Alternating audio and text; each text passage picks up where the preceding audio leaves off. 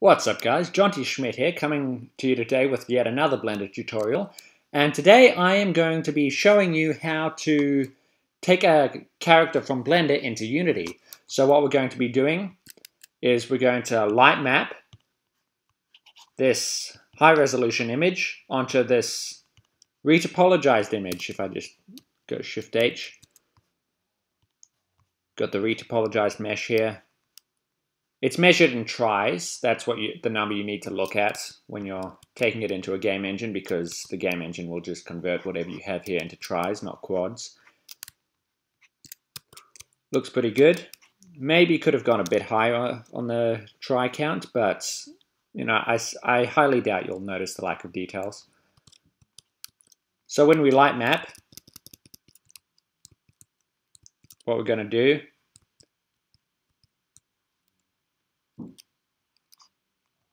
is we're going to light map the body and then the helmet. We're going to light map them onto separate images so that we can split the resolution across the two of them. Just show that we can use multiple images onto the same character.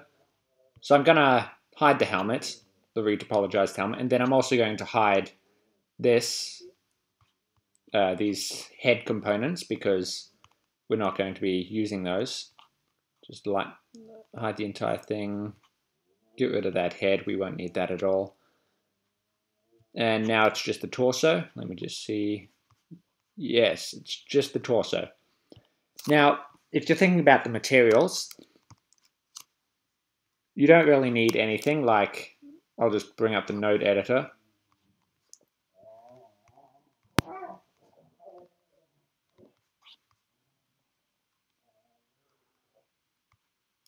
And say I grab this. Yeah, everything's just a basic diffuse with a material output, but this here, this dot pattern on the undersuit, will, instead of using a bump map, we're just going to plug the image texture straight into the displacements. If you do anything else, it won't work. Cycles can't capture a bump map any other way. If you plug a bump map into that from the image texture, Cycles will just ignore it and it'll just look something like this. It won't capture anything from the image texture. So now we're just going to grab the retopologized body. We're going to open up the UV image editor. Just get rid of this. UV images, and just create a new one. Make it body underscore normals. Make it 4096 squared.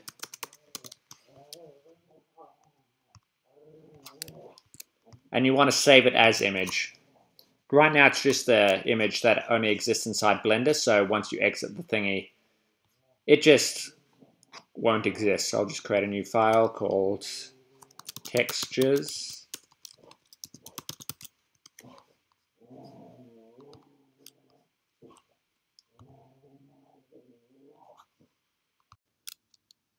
So before we light map, we just want to set up the material for the retopology object. We want to let it know what image we're going to light map to.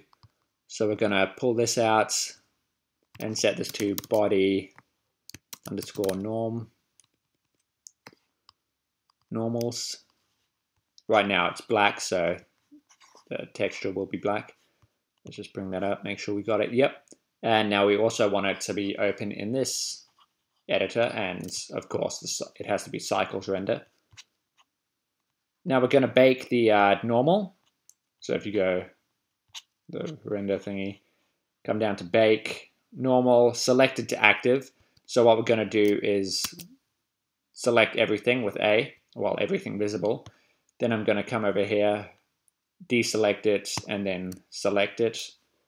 Ray distance 0.5, see how that works, if it works. If not, we'll just adjust it, and we'll press bake.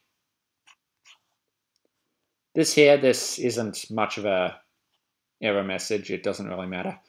But the texture will bake when this is finished, so I will see you then in 3, 2, 1. Here we have it, all finished. So if you haven't saved the image, just save it already. Otherwise, it just won't. It's an internal image. So once you close Blender, it won't exist anymore unless you've saved it to an external image in a certain directory, which you've got to do. Otherwise, you'll have to do that all again, which is really boring. So you can see it looks pretty good. If you don't understand normal maps, basically blue means that it calculates the lighting of the faces. So blue means, yes, it's pretty much the same as the retopologized body, but with green, as you can see, or red tints, those show that the angle of the face of the stuff you've light mapped it to is quite different from the retopologized body, and it'll make them appear like they did on the original model and not as they do on the geometry of this retopology. So now what we want to do is we want to do the same thing again, except we're going to create a new image, call it body AO, same resolution. Open it here so that we know that we're light mapping it to this image now. Otherwise, it'll just save over the previous image, which would be horrible. Save as image so that it actually exists in a directory. And now it's black again because we're in material mode. We don't necessarily need that, but I'm just going to select, I'm going to bring back the all this stuff.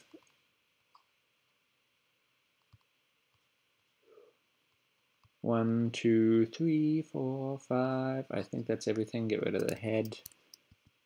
A, select everything because it's selected to everything. Then we're going to select this last. So it's light mapping to this. And ambient occlusion. Make sure you get that right. Otherwise, you're going to waste this light mapping time. Okay, bake. Sweet. It's done loading. So I'll just save the image. Save image. Sometimes it's safe to just go save all images in case you've forgotten something. Now, ambient occlusion maps, they fill indentations and areas that are more difficult to reach with by the light with shadows. So just kind of faking that the effect of indentations, the effect that they have on the lighting on the surfaces inside them. Because with the retopologized body, they don't have those same indentations and crevices because there's much less detail. But it can capture those without the large amount of geometry required on the original image. So now we'll just hide the retopologized body and all of this, bring back the retopologized helmet, unhide the helmet bits, and do the same thing we did with the body, creating a normal map and a ambient occlusion map for the helmet. And then we're going to take it into Unity. Before we take it into Unity, what you have to do is export it as an FBX file. So what we're going to do is just hide the retopology stuff, select everything else with A, X to delete it, and then we're gonna bring it back. So then I'll just go File, Export, FBX file, send it to my desktop, and that's done. With a new Unity project open, we'll just grab the FBX file, drag it in, then we'll just plop it into our scene. Now, as you can see, if I just look around this image, it's not quite really impressive without the light mapping. So what we're going to have to do is grab the body here. It's got a standard shader. Same with the helmet, and we're going to have to add light maps to both of them. Just drag the textures into this assets folder the same way you did the FBX file, and then we're going to want to select the body and scroll down to the shader, open it up if you haven't already, then drag the normal map in, drop it onto the normal map square.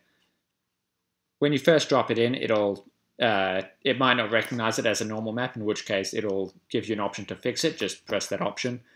Drag the ambient occlusion into the occlusion slot. And that looks really good, actually. Let's spin around the body. Captures all the details very nicely. Got all these nice crisp lines, good resolution. Now we'll just do the same thing to the helmet. Select it over here. Drag over helmet normals. Helmet normals. Yeah, it works. And occlusion. Come on. Occlusion, please, please. Yay! So if I scroll around the model, you can see it really gets everything we wanted from the high-res model. You can't even tell that it's actually got quite a low try count. Well, thanks for watching.